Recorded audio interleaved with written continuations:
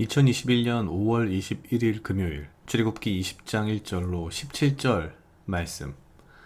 하나님이 이 모든 말씀으로 일러 가라사대 나는 너를 애굽 땅 종 되었던 집에서 인도하여 낸 너의 하나님 여호와로라. 너는 나 외에는 다른 신들을 내게 있게 말지니라. 너를 위하여 새긴 우상을 만들지 말고 또 위로 하늘에 있는 것이나 아래로 땅에 있는 것이나 땅 아래 물속에 있는 것에 아무 형상이든지 만들지 말며 그것들에게 절하지 말며 그것들을 섬기지 말라.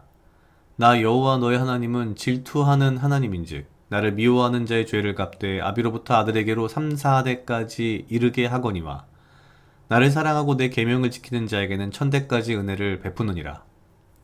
너는 너의 하나님 여호와의 이름을 망령되이 일컫지 말라. 나 여호와는 나의 이름을 망령되이 일컫는 자를 죄 없다 하지 아니하리라.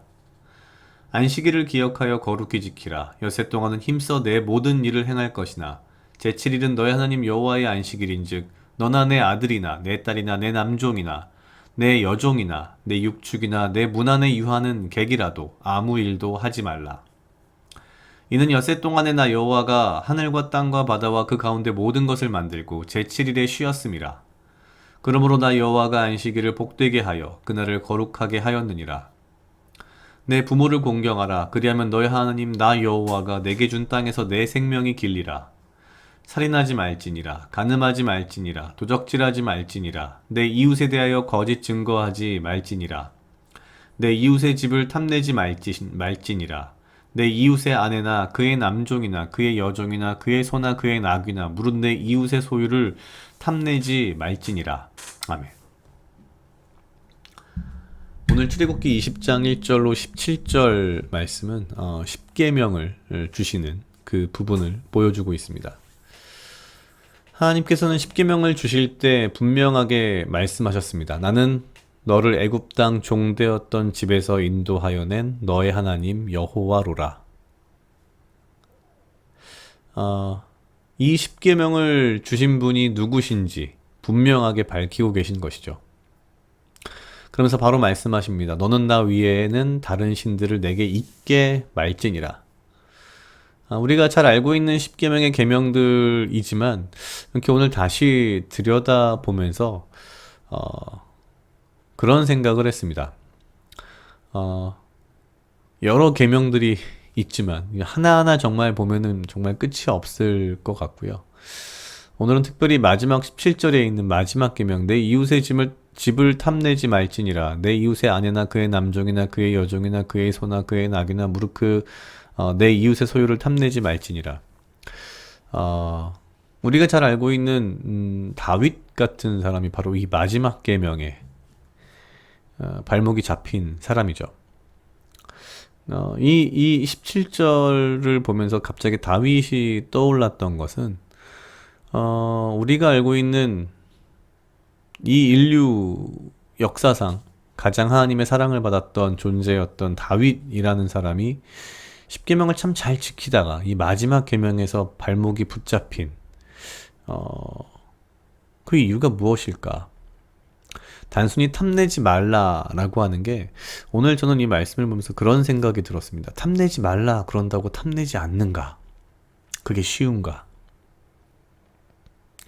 사실 탐내지 말라라는 말 이면에는 그런 뜻이 숨어 있는 것 같습니다. 사실 이웃집에 그 아내나 그의 남종이나 여종이나 소나 낙이나 이거를 어떻게 다 알고 있을까요? 사실 우리는 뭐 한국 사람의 특성인지는 모르겠지만 어쩌면 뭐 좀 우리가 좀 심한 거일 수는 있겠지만 인간이란 기본적으로 무언가 가까이 있는 사람과 나를 자꾸 비교하는 그런 존재인 것 같습니다. 어떤 연구에 따르면 미국에서 가장 행복한 여자가 누구냐 그랬더니 옆집 남편보다 우리 집 남편이 단돈 1달러라도 돈을 월급을 더 많이 받아올 때 뭐 이런 얘기가 있었는데 그러니까 참 인간이라는 게 뭔가 비교를 하는 게 너무나도 자연스러운 일이긴 합니다만 그게 인간의 본성이라고 하기에는 사실 약간 어, 죄성에 가까운 게 아닐까라는 생각이 언뜻 들었습니다. 내가 자꾸 남과 뭔가 비교를 하려는 어떤 욕망은 사실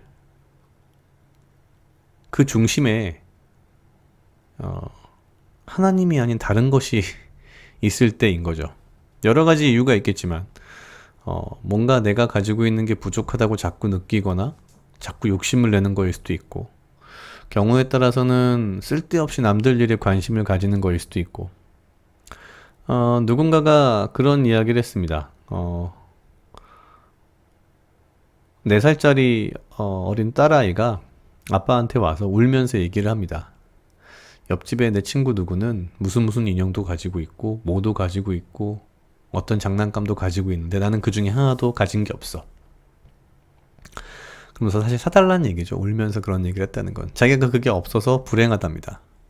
그 여자아이를, 딸아이를 이렇게 아빠가 보다가요.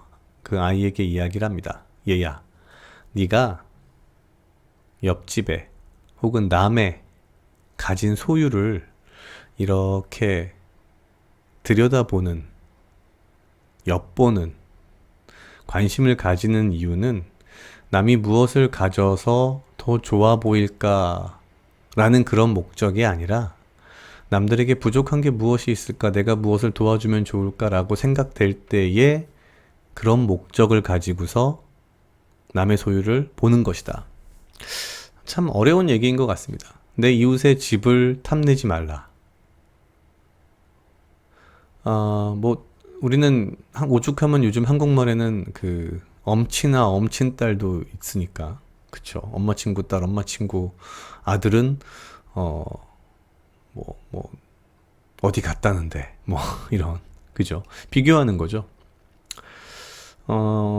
어느 정도 인간의 본성이긴 합니다만 오늘 말씀을 보면서 갑자기 그런 생각이 들었습니다. 엄친아 엄친딸 이런 말 자체도 어떻게 보면 굉장히 성경적이진 않구나. 우리의 존재 자체를 우리 스스로가 굉장히 떨어뜨리는 것이구나. 우리의 존재 자체는 하나님께서 아주 특별하게, 아주 스페셜하게 지으신 아주 아름다운 그리고 매우 가치 있는 존재인데, 우리의 존재가 우리 스스로 어떤 건지 잘 이해를 못함으로 인해서 사실 자꾸 내 존재의 어떤, 가치나 중요성을 확인하기 위해서 다른 사람, 다른 존재와 비교하려고 하는 엉뚱한 짓을 하고 있는 거죠. 우리를 만드신 하나님께서는 전혀 그런 목적으로 만들지 않으셨는데 우리 스스로가 서로 다름에 대해서 그것을 탐내고 그것을 가지고 막 욕심을 내고 죄를 짓는 그런 것들이 있지 않나라는 생각이 들었습니다. 이웃의 집을 탐내지 말라라는 것은 그냥 내가 이웃의 어떤 어려움이나 문제를 도울 목적으로 그들에게 관심을 가지는 것이 아닌 한 그들이 가진 것에 관심을 두지 말라는 나 자신, 나의 존재, 하나님께서 나에게 허락하신 것, 하나님께서 나에게 보여주신 은혜, 나에게 허락하신 수많은 감사할 거리들을 내 안에서 찾고 내 바깥의 것과 비교하지 말라는 말씀인 것 같습니다. 어찌 보면 지금 이 시대를 살아가는 우리에게 가장 중요한 말씀이 이 마지막 말씀이 아닌가 싶습니다. 마치 다윗이 그렇게 잘 하나님의 말씀을 지키던 다윗이 이 마지막 계명에서 넘어졌던 것처럼 어쩌면 우리도 이 마지막 계명을 너무 좀 쉽게 생각하는 것 아닐까라는 그런 생각이 들었습니다. 각자 약 2분 정도 묵상하시겠습니다.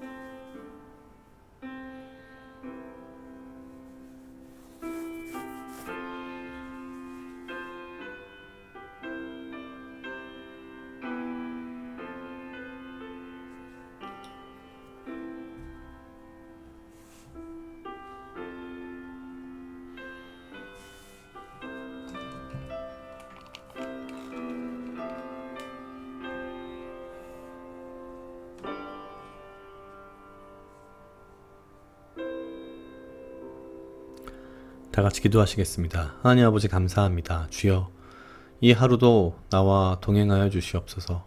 주님, 나로 하여금 사랑하게 하시옵소서. 아버지여, 나를 해하려 하는 그 어떠한 무리들로부터 나를 지키고 보호하여 주시며, 내가 오직 주님 주시는 지혜와 명철로 이 하루를 살아가고 나에게 필요한 건강과 육체적 강건함을 허락하여 주시옵소서.